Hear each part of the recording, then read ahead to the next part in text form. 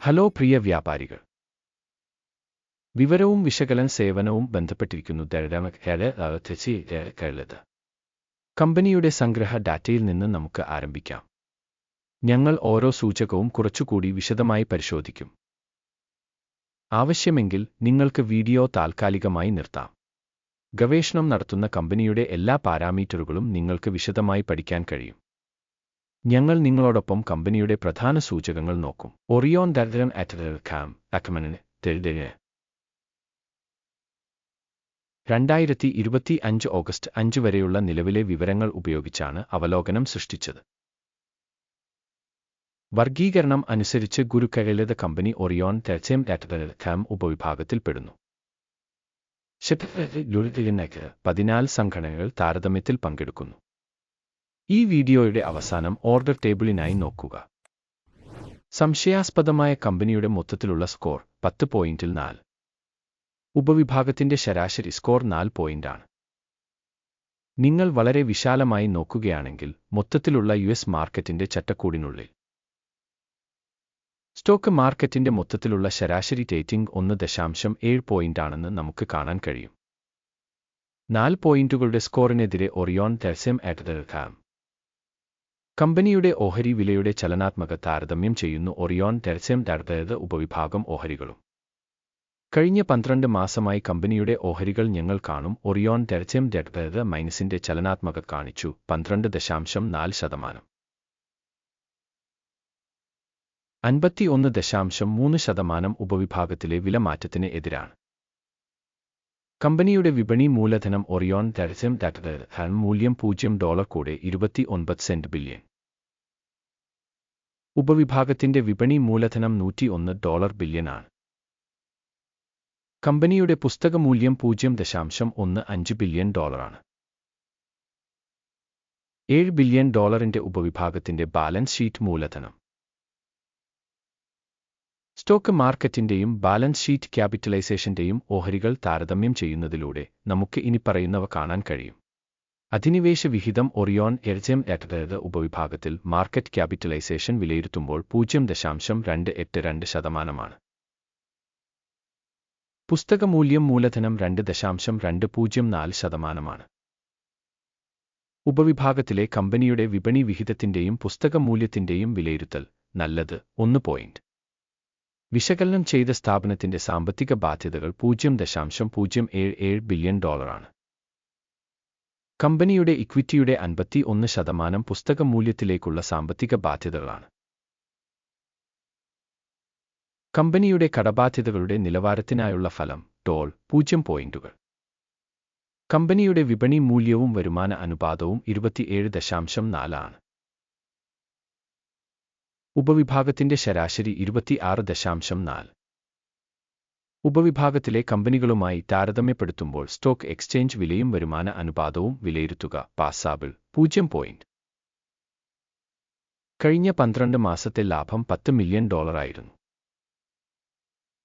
അടുത്ത 12 മാസത്തേക്കുള്ള ഫോർവേഡ് വരുമാനം $13 മില്യൺ ആയി കണക്കാക്കുന്നു. ഉപവിഭാഗത്തിലെ കമ്പനികളുമായി താരതമ്യപ്പെടുത്തുമ്പോൾ ഭാവിയിലെ ലാഭസൂചകങ്ങളുടെ വിലയിരുത്തൽ നല്ലത് 0.5 പോയിന്റ്. കമ്പനിയുടെ വിലയും വരുമാന അനുപാതവും 0.3 ആണ്. ഉപവിഭാഗത്തിലെ ശരാശരി 2.2 ആണ്. ഉപവിഭാഗത്തിലെ കമ്പനികളുടെ സൂചകങ്ങളുമായി താരതമ്യപ്പെടുത്തുമ്പോൾ കമ്പനിയുടെ ഓഹരി വിപണി മൂല്യവും വരുമാന അനുപാതവും വിലയിരുത്തൽ നല്ലത് 1 പോയിന്റ്. കഴിഞ്ഞ 12 മാസത്തെ വരുമാനം $840 മില്യൺ ആണ്. അടുത്ത 12 മാസത്തേക്കുള്ള ഫോർവേഡ് വരുമാനം $1010 മില്യൺ ആണ്. ഉപവിഭാഗത്തിലെ കമ്പനികളുടെ സൂചകങ്ങളുമായി താരതമ്യപ്പെടുത്തുമ്പോൾ പ്രതീക്ഷിക്കുന്ന ഭാവി വിൽപ്പന വോള്യങ്ങളുടെ സൂചകത്തിന്റെ വിലയിരുത്തൽ നല്ലത് 0.5 പോയിന്റ്. ഉപവിഭാഗത്തിൽ ശരാശരി 8.5% പാർശ്വത 1.3%. ഉപവിഭാഗത്തിലെ കമ്പനികളുടെ സൂചകങ്ങളുമായി താരതമ്യപ്പെടുത്തുമ്പോൾ ലാഭക്ഷമത വിലയിരുത്തൽ കടന്നുപോകാവുന്ന 0 പോയിന്റുകൾ. ഉപവിഭാഗത്തിലെ ജീവനക്കാരുടെ എണ്ണം അനുസരിച്ച് കമ്പനിയുടെ വിഹിതം 1.221%. ഇത് വിപണി മൂലധന വിഹിതത്തേക്കാൾ 333% കൂടുതലാണ്. കമ്പനിയിലെ ഒരു ജീവനക്കാരന്റെ മൂലധനം $151,000. ഉപവിഭാഗത്തിൽ $655,000 ഉണ്ട്. ഉപവിഭാഗത്തിലെ സൂചകങ്ങളുമായി താരതമ്യപ്പെടുത്തുമ്പോൾ ഒരു ജീവനക്കാരൻ മൂലധനത്തിന്റെ അളവ് വിലയിരുത്തൽ നല്ലത് 0.5 പോയിന്റ്. കമ്പനിയിലെ ഓരോ ജീവനക്കാരനും ലാഭം $5,500 ആണ്. ഉപവിഭാഗം ശരാശരി $24.8000. ഉപവിഭാഗത്തിലെ സൂചകങ്ങളുമായി താരതമ്യപ്പെടുത്തുമ്പോൾ ഓരോ ജീവനക്കാരന്റെയും കമ്പനിയുടെ ലാഭത്തിന്റെ വിലയിരുത്തൽ കടന്നുപോകാവുന്ന 0 പോയിന്റുകൾ. ഒരു ജീവനക്കാരന്റെ കമ്പനിയുടെ വിൽപ്പന അളവ് $444,000 ആണ്. ഉപവിഭാഗം $292,000. ഉപവിഭാഗ സ്കോറുകളുമായി താരതമ്യപ്പെടുത്തുമ്പോൾ ഒരു ജീവനക്കാരന്റെ റേറ്റിംഗിന്റെ വിൽപ്പന നല്ലത് 0.5 പോയിന്റ്. ഉപവിഭാഗത്തിലെ ശരാശരി 2.8%വുമായി താരതമ്യം ചെയ്യുമ്പോൾ ഹ്രസ്വസ്ഥാനം 3.8%. സൂചകം Y14 കമ്പനിക്ക് 33% ലെവൽ കാണിക്കുന്നു. ഒറിയോൺ ദർശം അറ്റ്വെർഹാം. ഉപവിഭാഗത്തിന് ഈ നില ഏകദേശം 59%. കമ്പനിയുടെ യഥാർത്ഥ സ്റ്റോക്ക് മൂല്യനിർണ്ണയം ഏകദേശം $7 കൂടെ 17 സെന്റ് ആണ്. കമ്പനിയുടെ ഓഹരികളുടെ സമവായ വില ലക്ഷ്യം ഏകദേശം $11 കൂടെ 11 സെന്റ് ആണ്. നമുക്ക് ഓർഡർ ടേബിൾ നോക്കാം. അത് എല്ലാവർക്കും ലഭ്യമാണ്. ലിങ്ക് പിൻ ചെയ്ത അഭിപ്രായത്തിലാണ്. ഒരു നിശ്ചിത സീസണിലെ സ്റ്റോക്ക് മൂല്യനിർണ്ണയ റഫറൻസ് സിസ്റ്റത്തിന്റെ പൊതുവായി അംഗീകരിച്ച എല്ലാ തീരുമാനങ്ങളും ഓർഡർ പട്ടികയിൽ അടങ്ങിയിരിക്കുന്നു. ഗുരുക്കകളത് ഓർഡർ ടേബിളിലേക്കുള്ള ആക്സസ് തികച്ചും സൗജന്യവും തുറന്നതുമാണ്. പിൻ ചെയ്ത കമന്റിലെ ലിങ്ക്. സ്റ്റോക്ക് വിശകലനത്തിന്റെ ഫലമായി ഒറിയോൺ ദർശം അറ്റ്വെർഹാം. വിവരങ്ങളും റഫറൻസ് സംവിധാനവും ഗുരുക്കകളത് ഒരു തീരുമാനം എടുത്തിട്ടുണ്ട്. $7 കൂടെ 18 സെന്റ് എന്ന വിലയിൽ വർധനവിന് ഒരു വ്യാപാരം തുറക്കുക. കമ്പനിക്ക് ഉയർന്ന മൂല്യനിർണ്ണയവും വിലമാറ്റവും ഉള്ളതിനാൽ ഓർഡർ തുറന്നിരിക്കുന്നു.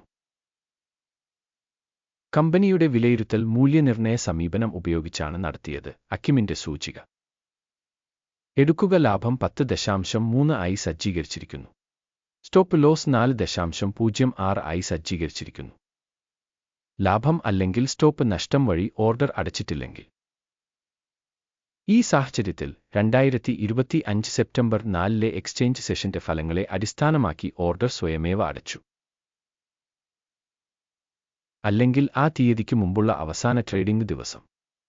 ടിക്കർ YOJTGYV വിൽക്കാനുള്ള ഒരു ബാലൻസ് ഓർഡറായി മാറും.